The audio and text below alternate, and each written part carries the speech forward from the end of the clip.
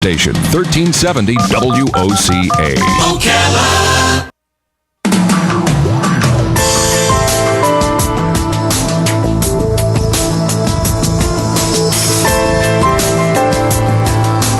All right, 5 minutes after 10 o'clock. Thank you for tuning in. You know, if you look at the news and you see the fire in Ferguson, Missouri, and elsewhere, and you hear the people complaining about the police and all of that, I mean, it makes you think that the bad guys are actually the people trying to get rid of the bad guys or protect us from the bad guys. I hope that our police officers know that we admire and respect them. And I'm not saying that this is the case of the officer who shot the young man out in Ferguson. But there are some bad apples. But for the majority of them, as in anything, whether you're talking about the NFL, whether you're talking about radio announcers, I mean, the majority of people are nice and doing their job well. And the job of a police officer is unparalleled. There's no other job, well, except for a soldier, or deputy. I put deputies, police, law enforcement officer is what I mean. But they put their life on the line every single day. Mm-hmm. And comparing them to a soldier is not a stretch. It really is, as you can see, sometimes a battlefield out there. Yes. It is unbelievable. My dad was a policeman for 20 years. My brother Tom was a military policeman for maybe 20 years. I know he was a career Air Force guy. Randy Sutton is on the phone. I'm so happy to know that we were able to get Randy. He's been with us before. And I know he does have something really cool to talk about. His book is called The Power of Legacy. I'm looking forward to hearing about it. But we're also going to capitalize on the fact that he's on the phone to ask him. I have an idea, and I don't know if it would work, so I want to ask him. But in addition to that, I wanted to say this, that the Time Magazine Person of the Year is being considered right now. If you go to their website, they're asking you and I, the readers, to vote on who we would like to see as the Person of the Year. And what bothers me about that is that they define Person of the Year as the person who's affected the news, regardless of whether it was for the good or the bad. Mm-hmm. I hate that. Yeah. I mean, why would you put Vladimir Putin on there? Yeah. Why would you put ISIS on there? Why would you put the Ferguson protesters on there? Right. Randy has a list he wants to talk about. The Power of Legacy is the book. Personal heroes from America's most inspiring people. That, to me, is more like it. Randy, again, is a retired law enforcement officer with more than 34 years of extensive police experience and investigations. He has worked in administration, and he created the seminar, Policing with Honor. This is the guy I want to talk to about the Ferguson thing. He appeared on a lot of TV shows, too, by the way. Movies, Casino, Miss Congeniality, and in numerous episodes of the TV series Cops. He goes on and on and on, and he's been on our show before. Randy, I'm taking too long to introduce you. Good morning, Randy. Good morning. It's great to be back with you. How are you? Thanks for having me. I'm doing very, very well, although I must tell you, I am exceedingly frustrated at what I've been seeing in Ferguson. I share much of your views with that. In fact, I actually went to Ferguson and spoke to a number of the officers there right after the initial shooting incident and after the initial riots. So I got a first-hand look at what's been going on down there, and what has taken place here in the last few days has really, really frustrated me. There is there's a racial element to it, and I want to ask you something about that. But there's also this policeman versus non-policeman mentality that somehow the uniform makes you a bad person. Doesn't that just drive you nuts?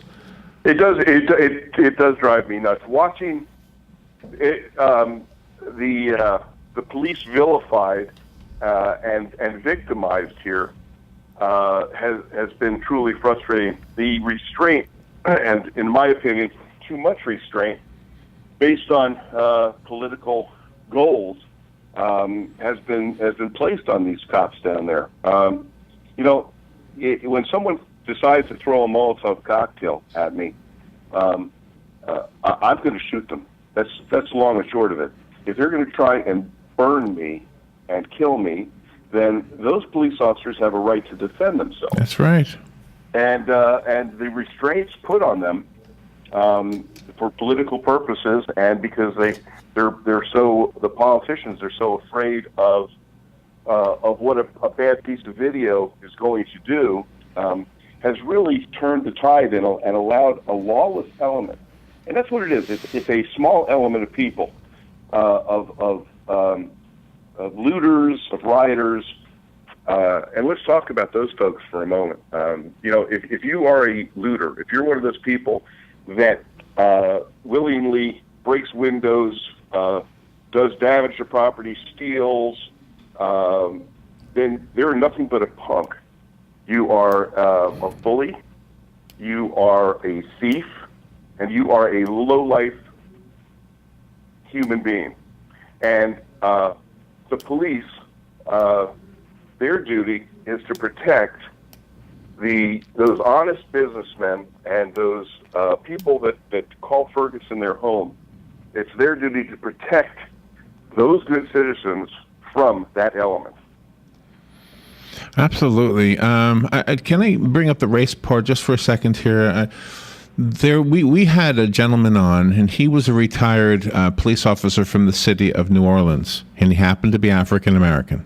And he wrote a book. I think it was fiction, if I remember right. Yeah. But he did tell us a little insight into what he experienced, and I believe this is from the 60s and or 70s. I can't remember. But he said that when he first put the uniform on as a black man, he had a lot of prejudice against him from the black people in New Orleans because they felt like he was betraying them by putting on that uniform. So in his case, the prejudice came at him not from somebody of a different race, but from somebody who wasn't wearing the uniform, who thought that the uniform somehow made him a traitor or something. It's very interesting that you say that, because when I do my seminars, and I of course, during interviews like this is a very important point. No one understands prejudice and bias more than a police officer, because not only in his case it was he was an African American who other African Americans in that community they saw him as a traitor. But in point of fact, whether you're white or black, any color doesn't make a difference. Once you put on that uniform, you're blue. And everyone has a prejudice, not necessarily a negative one, but everyone has a predetermined notion about a police officer based on, there's an amazing statistic. Would you believe that almost 80% of people never have a one-on-one interaction with a police officer? Sure, I believe that, except for being pulled over. That's all except for the fact that my dad was a police officer. The only other time is when I've gotten pulled over. Mm-hmm. Exactly. So where do people get their, base their opinions? They base it on the news. They base it on some of these ridiculous movies and television shows. Which you've been in some of them. And I've been in some of them, exactly. And so there is a predetermined notion about there may be some fear, there may be, whatever that emotion is, it really isn't from a personal experience. So that is what the prejudice that a police officer faces. We're almost up to the midpoint break, and we'll have to take it. But I want to be sure that we're fair to the book too. The Power of Legacy, personal heroes of America's most inspiring people. And I wanted to ask you real quickly your thoughts on a thought I have. My thought is that the president or somebody should have a summit of all of the established police officers, the experienced ones like yourself, and ask for an idea. What could we do differently? I mean, could the officer have used rubber bullets? Would that have made a difference? I don't know. Tasers. That officer was in a fight for his life. Yeah. And he did exactly what he should have done. Let's look at accountability here. A police officer has two levels of accountability at all times. He has a professional accountability to his to abide by the rules and regulations of his police agency and to the laws and to the state. And he also has a personal accountability, because whatever he does out there is going to affect him personally. Okay, that's what a cop's accountability is. A citizen also has accountability, personal accountability. So Michael Brown, he's the one that initiated the violence. He is the one that attacked the police officer. He is the one that tried to take the police officer's gun, and he was killed as a result. Well, I'm sorry, people. That's justice. That's the law. If you're going to attempt to kill someone, and he fights back and he does what he's supposed to do, and someone is killed in the process, that's the way it goes. Yeah, well, it's hard to argue that. We are going to take a little break, Randy. We'll be right back. Randy Sutton, again, is our guest. Where are you again? I can't remember where you said you were. Las Vegas. Las Vegas. Oh, that's right. He's, you are our go-to guy when it comes to this kind of a question. So there couldn't have been better timing with this story. But we have to be fair to your book, The Power of Legacy. And I think what you're doing is so much better than what Time Magazine is doing by including Vladimir Putin and the Ferguson sickening protesters. The ISIS. All right. ISIS even. Yes. Yeah. I couldn't believe it. All right. We'll take a little break and be right back. The weather is brought to you by myfwc.com. A safe boating is no accident. A flood watch is in effect until noon. Cloudy this morning with periods of rain and some thunder. Watch for localized flooding. Mostly cloudy, windy, and turning cooler this afternoon with a high between 68 in the north to 74 in the south. Clearing and colder tonight, low 38 at a few inland spots, 45 at the coast. Tomorrow, Thanksgiving Day, will be mostly sunny with highs in the 60s to near 70. From the Florida Weather Center, I'm meteorologist Joe Lundberg.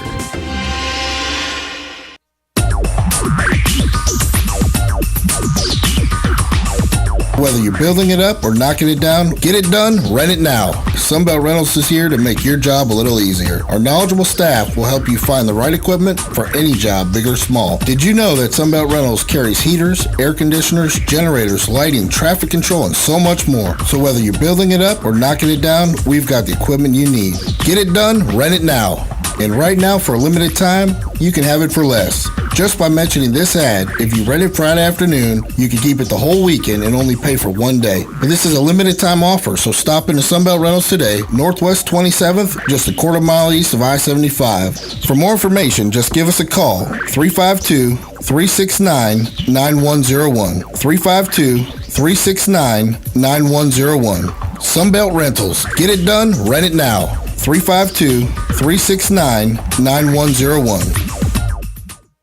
Hey, it's Christy with Ocala Mac and PC Repair and Ocala Guest Wi-Fi to let you know we have you covered. We are the only local certified Apple and Microsoft computer company in Ocala. We are family owned and operated. From mobile repair to wireless networks, viruses, new systems, or security cameras, we do it all. Check us out online, ocalamacpc.com, or give us a call, 352-566-8324. Tell them Nick, Madison, or Mason sent you and get free diagnostic.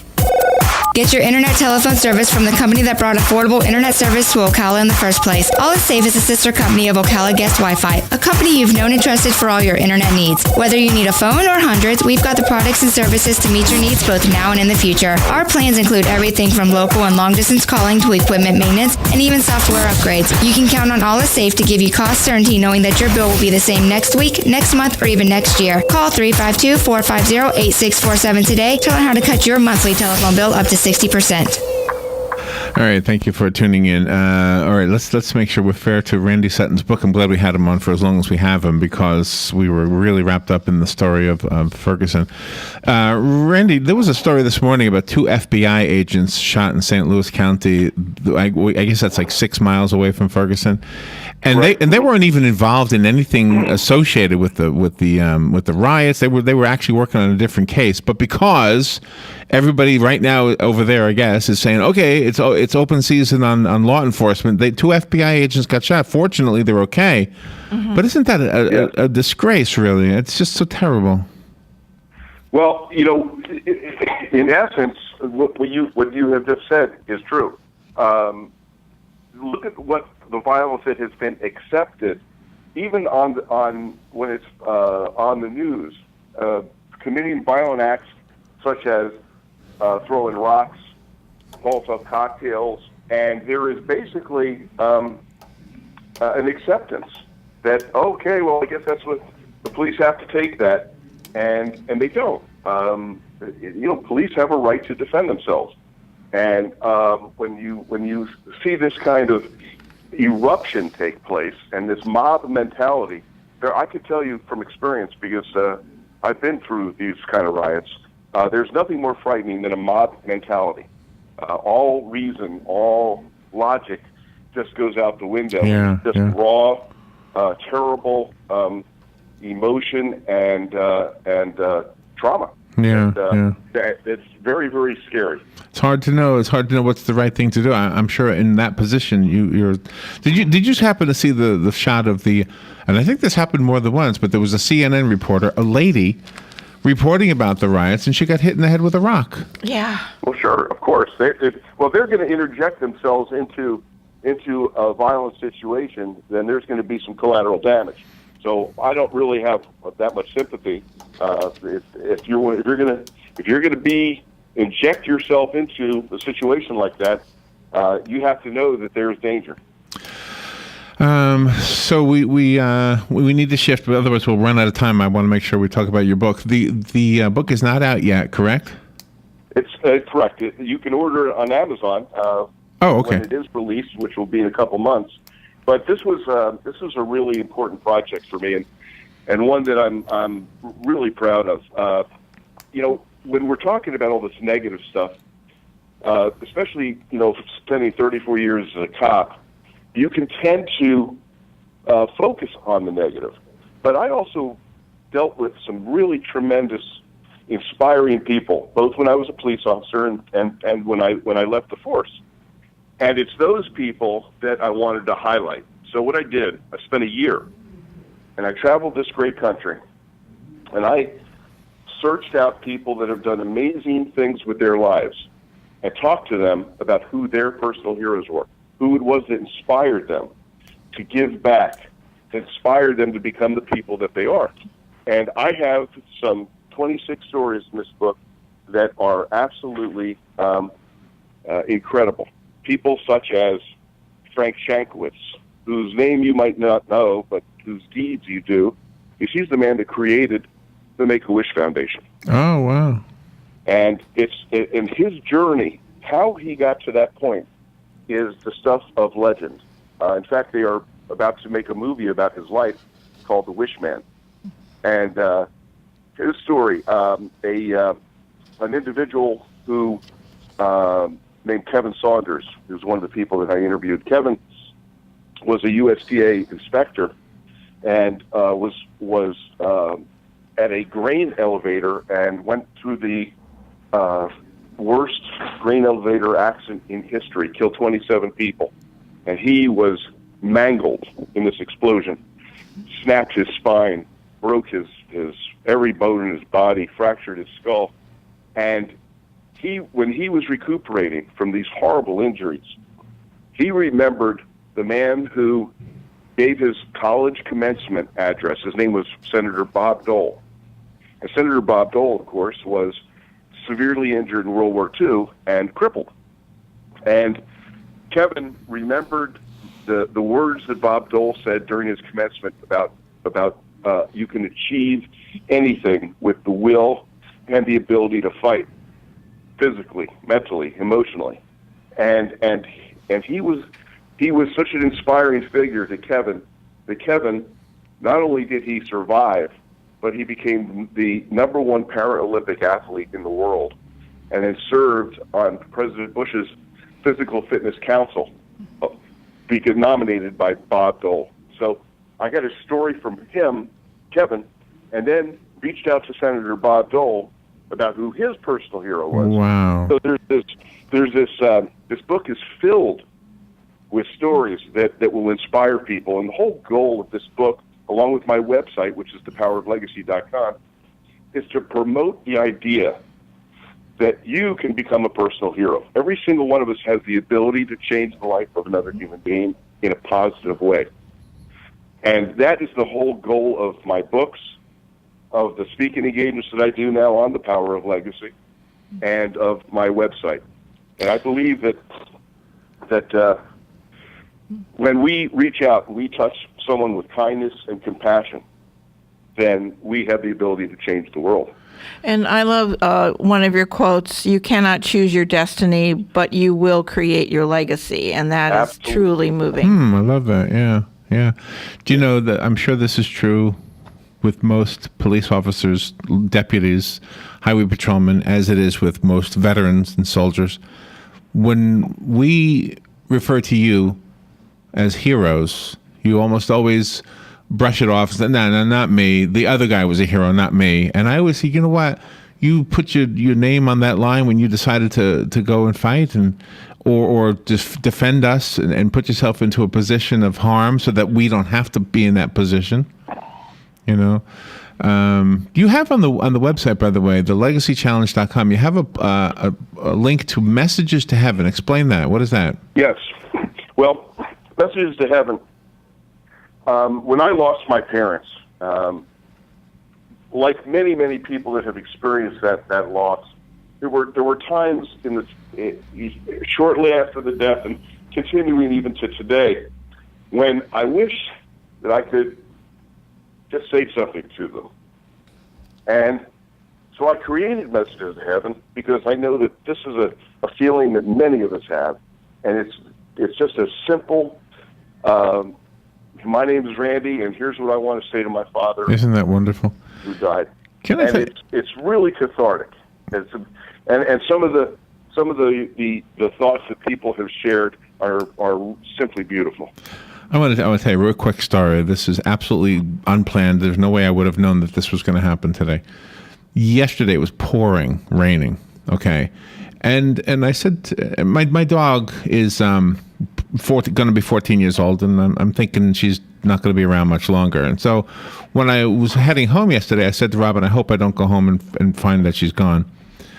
And then I said, and my parents also have passed away, and I guess it's 2 years since my mom and 6 years since my dad died. Yes. Okay.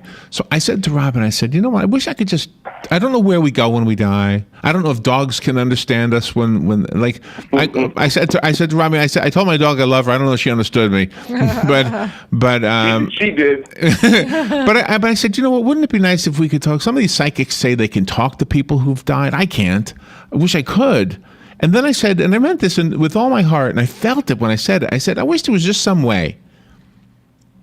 I don't know what I would say to them. I just to know that they were there, just to touch them somehow. You know, I don't think I have anything important to say, nor do I have anything important I need to know. I just to touch, you know. Let me tell you something. Let me tell you, Randy, I got out of the car after getting home. It was pouring rain. It was dark. I saw a white square on the grass, and I thought, oh, what is that? Somebody left a piece of paper or something on my lawn. I picked it up, got to my front porch where it's covered, so I wasn't in the rain anymore, and the light was on. And I pulled out of the envelope a card from my mother. I am not making this up. It was an Easter card that she made herself because she was getting into computers. And it must have fallen out of my car or something. I don't know how it got there. But wow. I opened it up, and when I told Robin about it this morning, she said, well, remember you said you wanted to communicate with them. And I thought, wow, that didn't even occur to me. Oh, so when you're telling me this right now, it's like, wow. There might be something, who knows? I don't understand life or death. I don't understand anything. I understand food. You will like what I'm about to launch. Now, everything that I do now is pretty much affected by legacy. This is my focus, and for 4 years I have been working on a project which is just about to come to fruition. And of all the things that I have accomplished, I believe that this will be the greatest thing and touch more lives than anything I've ever done. And it's called Celebrating Legacy. And what we are about to launch, we've been working on this technology for years, and it is just about complete, is the ability to celebrate your life and the life of loved ones by creating your personal legacies in written, audio, and digital form to be permanently archived and passed on to future generations. We've actually created an entire new social network called the Family Journal. which allows you to choose your family. Because let's face it, sometimes even people we're related to by blood, we don't want them in our family, but some of our friends may be closer.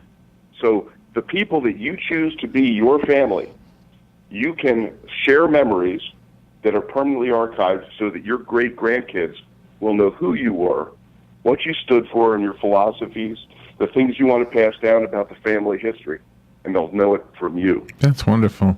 Randy, we've got about a minute left. Give us the information we need. The website I went to is thelegacychallenge.com. Make sure you use the word the. Well, no, that's actually now thepoweroflegacy.com. Oh, thepoweroflegacy.com. Okay, well I went... Same thing, but okay. The more modern version. Yes, I invite your listeners to come join me, read some stories about people that have done amazing things, and communicate with me and sign up for the book on Amazon.com. And I look forward to hearing from some of your listeners. Randy, I hope we have you on again soon. You have been a great guest. Thank you so much for taking time out of your day to do this. Thank you for 34 years wearing the uniform and continuing on with that legacy. You are a hero. Yes. I hope somebody's putting you in your own book and in your own website. The Power of Legacy, Personal Heroes of America's Most Inspiring People. You are one of them. Have a great Thanksgiving. Thank you, Randy. Thank you. And join that Facebook, too. Oh, yeah. Do the Facebook. All right. Well, we'll be right back.